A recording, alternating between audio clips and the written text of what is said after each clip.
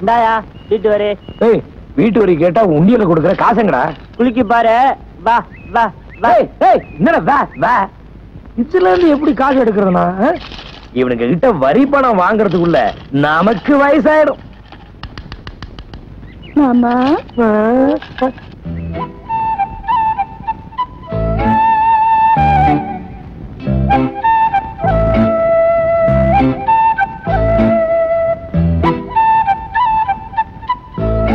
என்ன புள்ள இங்க?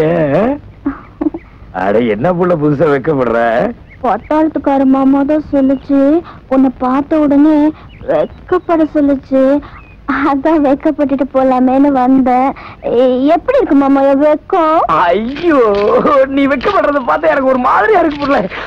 பிச்சி என் கண்ணே பட்டு போல் இருக்கு. பேச்சி நாங்க 2 கண்டிஷன் போடுவோம். அதுக்கு நீங்க ஒத்துக்கிட்டா உங்க 2 பேருக்கும் கல்யாணம் நடக்கும். ஓகே? என்ன சொல்லுங்க? நம்பர் 1, கல்யாணத்துக்கு முன்னாடி உங்க உடம்ப நீங்க குறைச்சிக்கணும். சொல்லுங்க சார். நம்பர் 2, கல்யாணத்துக்கு பின்னாடி பேச்சுக்கு ஊசி இல்ல ஊசி போடவே கூடாது. ஓகே? ஏன் சார், புள்ளையாவது பெத்துக்கலாமா? அது உங்க இஷ்டம். வாங்கடா போலாம். வர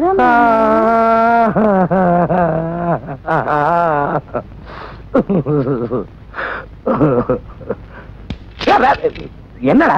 ஆமா, நாங்க வர்றப்ப ஏதோ உண்டியல் நோண்டிட்டு இருந்தியே. What problem? உண்டியல்ல இருக்கிற காசு எடுக்க முடியல, அதான் நோண்டிட்டு இருக்கேன். அத என்கிட்ட கொடுங்க. கொடுத்தா ஓடிடுவிய? கொடுங்க. ஐயோ, என்னடா? இப்ப எடுத்துங்க. அடி. இவனுக்கு இருக்கிற ஐடியா எனக்கு இல்லையே. ஐயோ அம்மா. மாடசாமி கிட்ட வரி வாங்க சொன்னேன், வாங்கினியா? முதல்ல வரி வரியா கொடுத்தாங்க. என்னடா சொல்ற? அரைக்கால் டவுசர் போட்டவங்க வரி கொடுக்க மாட்டேன், முழுக்கால் டவுசர் போட்டவன வர சொல்லுன்னாங்க. சரி வா போலாம்.